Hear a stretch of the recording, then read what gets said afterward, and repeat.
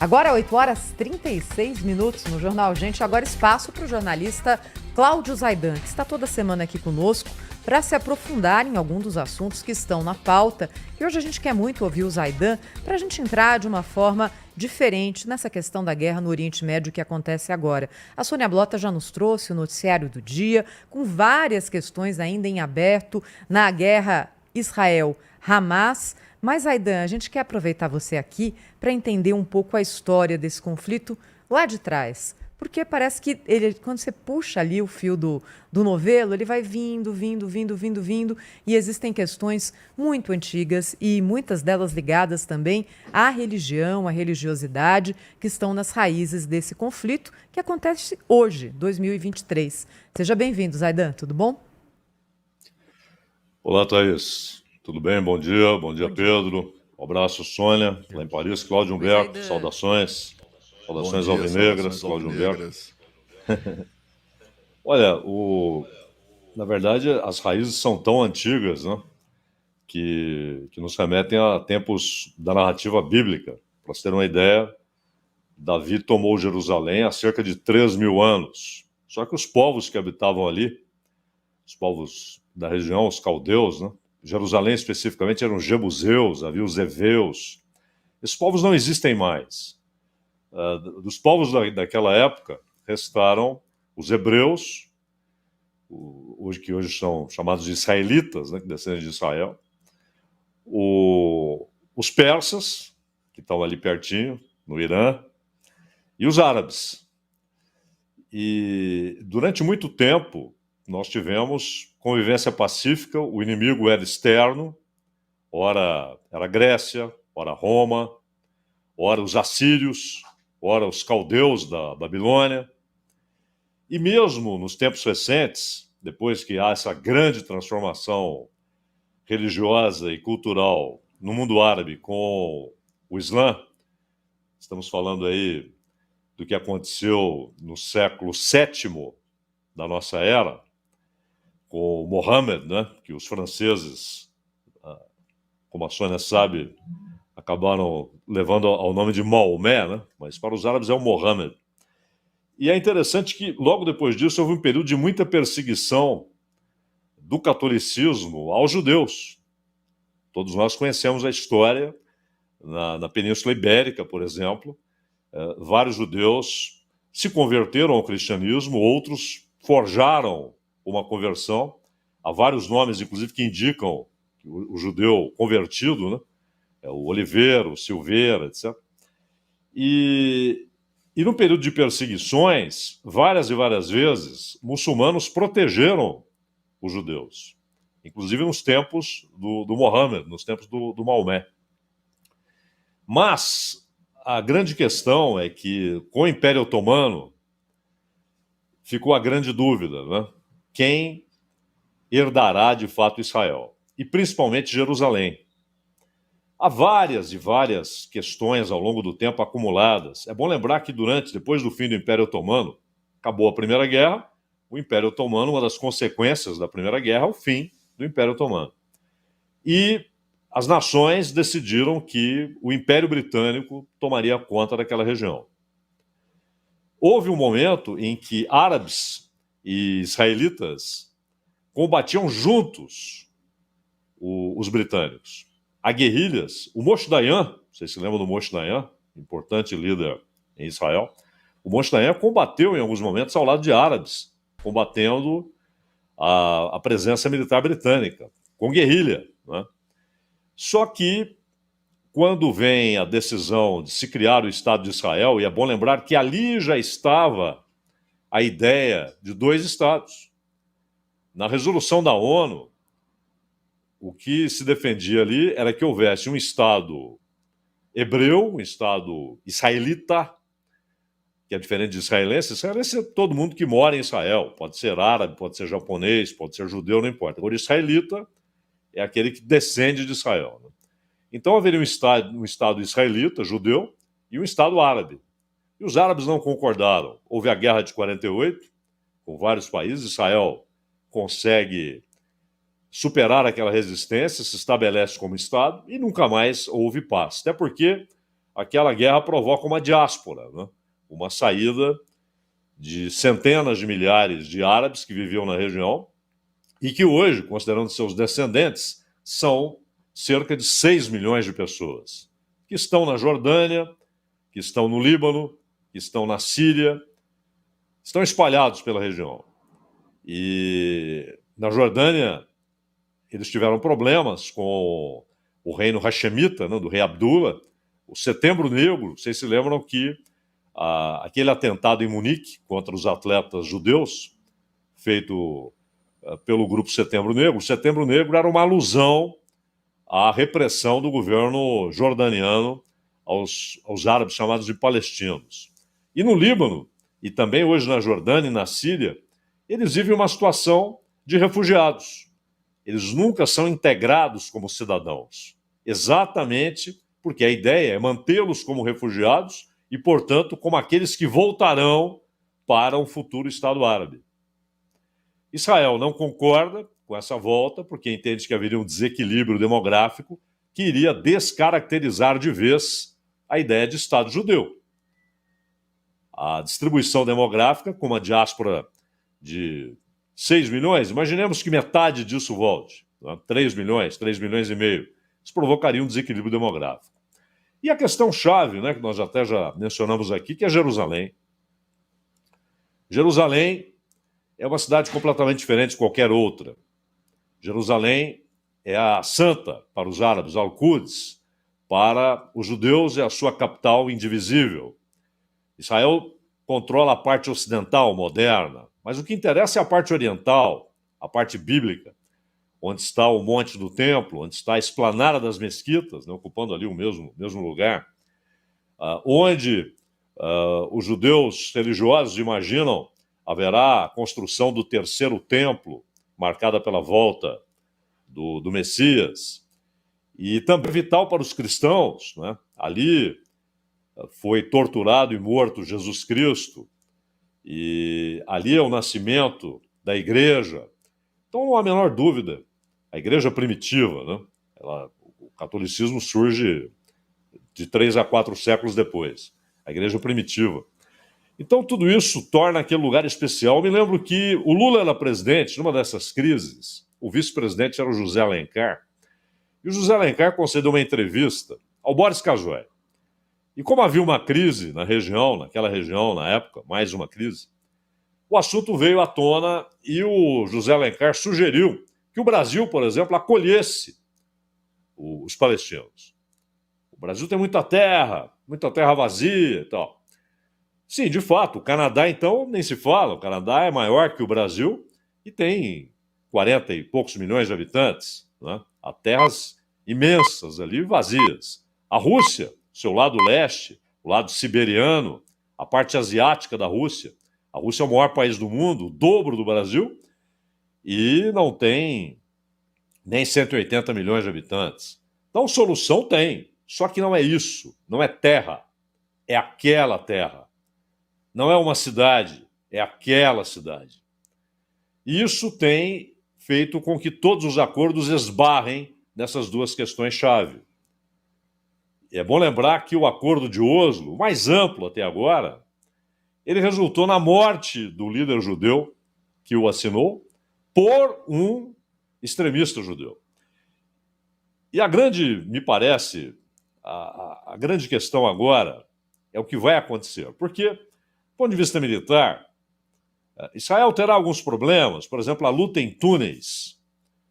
Vocês podem imaginar o que é lutar num túnel. Muitas vezes os sinais eletrônicos cessam, você não recebe mais sinais da superfície, você perde comunicação, você está num ambiente que você não conhece, e ali embaixo é quase uma cidade, você tem esquinas. Então são muitos os pontos de armadilha, onde 2, 3, 4 atiradores de elite podem provocar um estrago tremendo. Você não pode usar qualquer explosivo, porque aquilo desmorona. É claro que o Hamas não tem a menor possibilidade de deter militarmente Israel. Não é? Nenhum país da região tem, é bom lembrar. Só um que está acima, não é árabe, não é persa, que é a Turquia. A Turquia tem a segunda maior força da OTAN, só menor, óbvio, que a dos Estados Unidos. E Israel vai avançar, haverá perdas tremendas, nós continuaremos lamentando a morte de crianças, a morte de idosos, a morte de indefesos, de vulneráveis. Continuará havendo crise sanitária, que já está provocando sarna, diarreia, problemas crônicos na população da faixa de Gaza, porque a água que chega lá ela é dessalinizada. E as máquinas que tiram o sal, elas precisam de combustível, e não há esse combustível. Então, eles estão tomando uma água salobra, a água possível. Quando você não tem água alguma, você toma qualquer água. As doenças estão se multiplicando, além das mortes provocadas por bombardeios, etc. O avanço em terra ele é até mais seletivo do que o bombardeio. O avanço em terra, em tese, ele provoca menos efeitos colaterais, menos baixas indesejadas.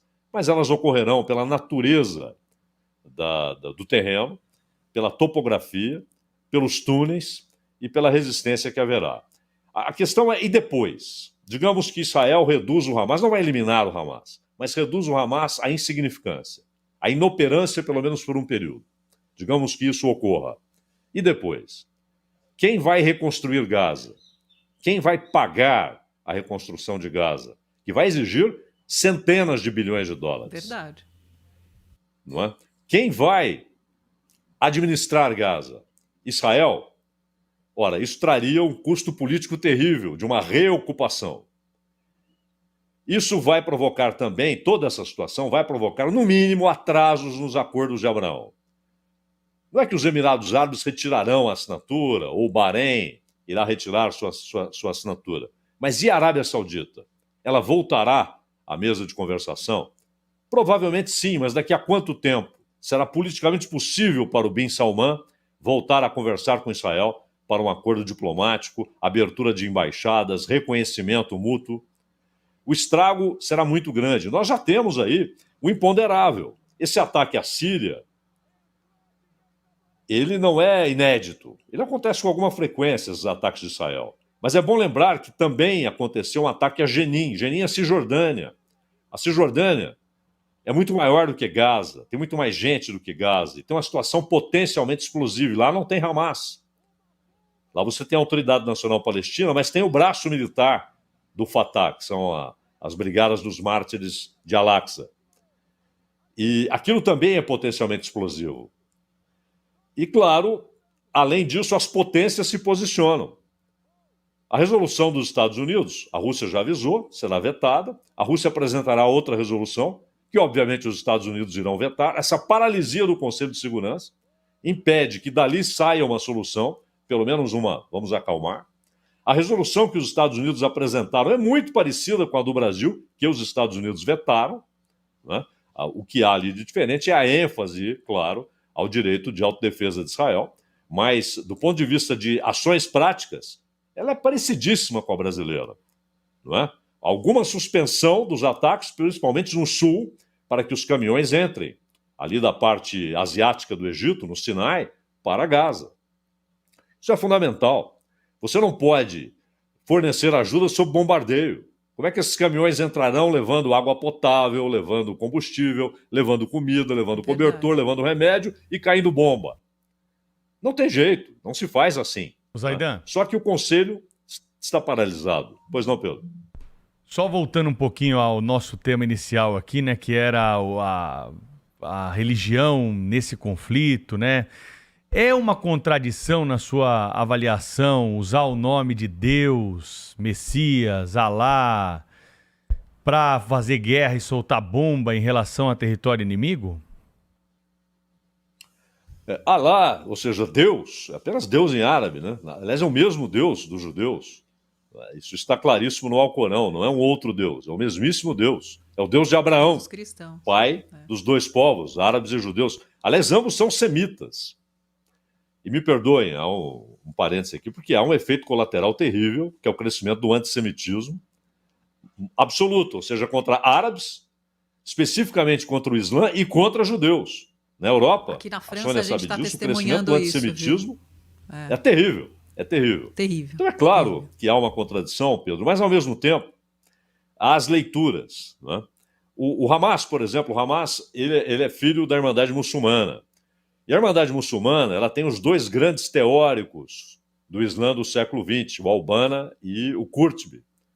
O Qurtubi foi o sujeito que mais influenciou, não ele, mas o irmão dele que dava palestras com as ideias do Qurtubi, influenciou Bin Laden. Bin Laden acompanhou várias palestras do irmão de Qurtubi. Os dois morreram pelas mãos do governo egípcio. Al-Banna, ainda a monarquia egípcia, e o Qurtubi pelas mãos do governo Nasser, porque ele era visto como um grande perigo. E na cadeia ele escreveu dezenas de livros. Esses livros são a mudança da visão do jihad. Porque o jihad, Maomé falava, são 14 subtipos de jihad, mas há dois principais. Um deles é a defesa do Islã, é o pequeno jihad, defender os povos islâmicos de agressores. O outro é o esforço contra você mesmo, porque jihad significa esforço, luta no sentido de esforço. O esforço contra os seus próprios pecados, suas próprias falhas. Eu achei que fosse guerra santa. Esse é o grande jihad. Transformaram isso.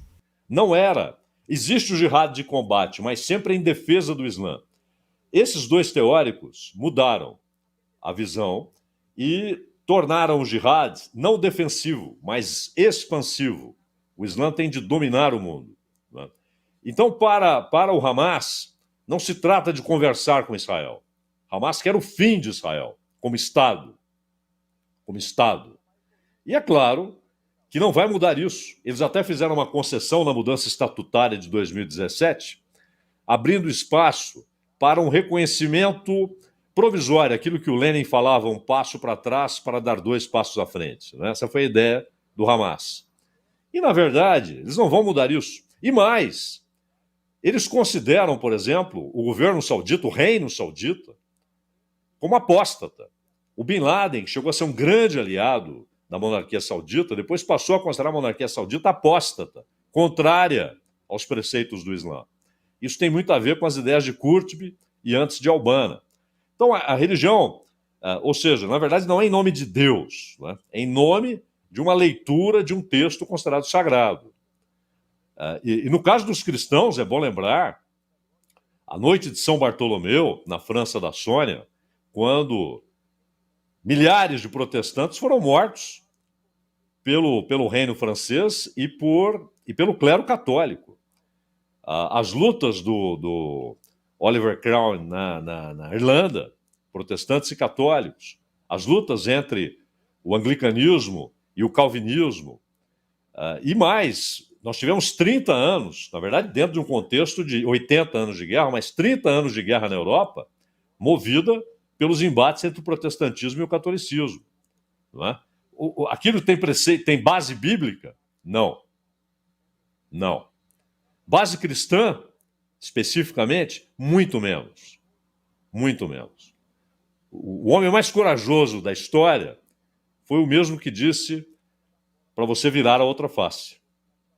Ele foi o mais corajoso, porque ele sabia o que ele ia sofrer e sofreu. Foi torturado e morto.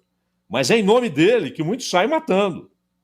E da mesma maneira, se você pegar o texto, não só o texto original do Alcorão, mas dos centenas de doutores do Alcorão, lá está explícito, nunca ataque mulheres. Nunca, aliás, lá está, porque é um contexto social da época, mulheres e suas servas, né? Na época em que havia, inclusive as donzelas, por exemplo, sempre havia a serva que acompanhava a donzela, e assim por diante. Nunca ataque as mulheres, nunca ataque crianças, nunca ataque desarmados. Isso está no texto do Alcorão e na interpretação de diversos doutores. O que o Hamas faz fere diretamente o texto corânico, o texto do Islã, o texto fundamental do Islã. Porque lá está dito, não ataque mulheres, não ataque crianças, não ataque desarmados. Então, na verdade, não é em nome de Deus, é em nome de uma visão, de uma interpretação que é dada, espalha-se, né? Muitos incautos abraçam aquela interpretação como sendo a verdade. Zaidan, eu queria aproveitar a sua presença aqui, porque a gente hoje mais cedo falou sobre as declarações do secretário-geral da ONU, Antônio Guterres. E eu queria saber que impressão que te causou, porque pela Europa A revolta está instalada, inclusive pedindo aí que ele deixe o posto. Como você acha que um secretário-geral da ONU tem que se portar nesse momento? Só complementando, Zaidan, lembrando que o Antônio Guterres, o português, né, ele mandou muito mal, né, tem mandado muito mal no exercício desse cargo durante o conflito da Rússia, da invasão russa na Ucrânia. Quer dizer, é um sujeito, eu até conheço pessoalmente, é uma figura muito afável, etc. Tal, mas meio poeta, sabe? Mas ele meio que a impressão que passa é que ele apequenou o cargo e a própria ONU, né? O que é que você, fazendo coro aí ao questionamento da Sônia, o que é que você acha disso tudo, hein? Interessante que em relação à guerra na Ucrânia, o Guterres falou muito menos do que deveria. E adotou em muitos momentos uma posição subalterna aos Estados Unidos. Então ele errou feio. Um secretário-geral não pode fazer isso. E agora ele falou demais. Nós entendemos o que ele quis dizer, né? Ele quis dizer o que nós estamos conversando aqui. Olha, há causas históricas, né? Isso não aconteceu assim, do nada. Mas a maneira como foi dita. E outra coisa, o cargo que ele ocupa. Cada sílaba que ele pronuncia tem consequências, tem peso. Ele é secretário-geral da ONU. Todos nós sabemos que a ONU é de uma inoperância exasperante. Ela não funciona. Já dissemos aqui, a ONU não consegue interromper uma briga de condomínio, né? Ela é ineficaz. Lá há duas coisas que funcionam. O serviço para refugiados, de gente corajosa, que faz um trabalho brilhante, inclusive está fazendo na faixa de Gaza, sob bombardeio. Morreu gente da ONU lá, né? Essa gente é corajosa, está nas lutas mais difíceis, por exemplo, na África, na Ásia, na América Central. E o que funciona, ou funcionava, o Conselho de Segurança, né, Cláudio? Porque lá tem poder. Só há 10 anos, o que teria acontecido? Há 10 anos, Rússia e Estados Unidos teriam feito uma proposta conjunta de resolução. Não é? Claro, hoje isso é impossível. Esta semana entraram aviões americanos muito próximos ali do Mar Báltico e saiu um caça russo. E o recado foi claro: voltem, eu vou derrubá-los. Imagina a consequência disso. Eles voltaram, claro. A presença militar ordenada pelo Biden no Mediterrâneo está militarizando o Mediterrâneo, porque qual foi a resposta do Putin? Ele mandou aqueles MiG-31, que têm mísseis hipersônicos, e esses aviões estão em trabalho de observação da movimentação da frota dos Estados Unidos. Era só um porta-aviões, já são 2, e um deles é o Gerald Ford, o mais moderno da frota, e foi também o Reagan. E ao mesmo tempo já mandaram o Eisenhower, mandaram o Reagan para a Península Coreana. Ou seja, a situação é mundialmente explosiva e qualquer coisa que um apresentar, o outro vai vetar. O Conselho de Segurança está paralisado. Está paralisado. Então, o Guterres, em meio a tudo isso, ele deveria primeiro tentar buscar um acordo dentro do Conselho de Segurança. Espera aí. Depois vocês voltam à briga, mas agora vamos encontrar uma solução humanitária. Vamos encontrar uma solução humanitária. Essa é uma exigência. Nós temos de ter a grandeza histórica de entendermos o que está acontecendo. Depois vocês voltam a brigar. Não. Ele tenta dar um contexto histórico que existe. Todos nós sabemos o que ele está dizendo, não é? Que isso não aconteceu do nada. O Hamas não brotou da terra. Só que, no contexto dito e a maneira como ele disse, basicamente, aquilo é recebido não pelo Hamas só, mas por outros vários grupos como incentivo. Pô, o Guterres está dizendo que nós podemos fazer isso, temos razões históricas para esse tipo de ação. E não há razão histórica. Se o Hamas atacar uma base militar de Israel, tudo bem, é resistência, não é? É ação militar. Está dentro do jogo. Mas quando você ataca civis, isso é covardia. Quando você ataca gente desarmada, idosos, crianças, isso é covardia e é terrorismo. Ataca uma base militar, é gente armada contra gente armada, vamos lá. Mas atacar civis. E a resposta de Israel, ela tem essa vulnerabilidade. Porque Israel diz, eu ataco o Hamas. Mas espera aí, meu amigo. Estão morrendo milhares de pessoas que não são do Hamas. Essa vulnerabilidade é clara. Não é?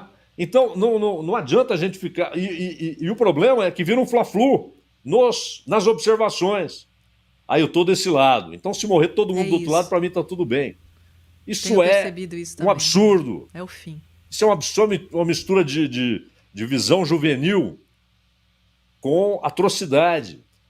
Não é? Então vem alguém e fala assim, não, Israel não merece existir. O que é? Você é um nazista? Você vai abraçar a solução final do canalha do Hitler? Pera lá, claro que tem direito a existir.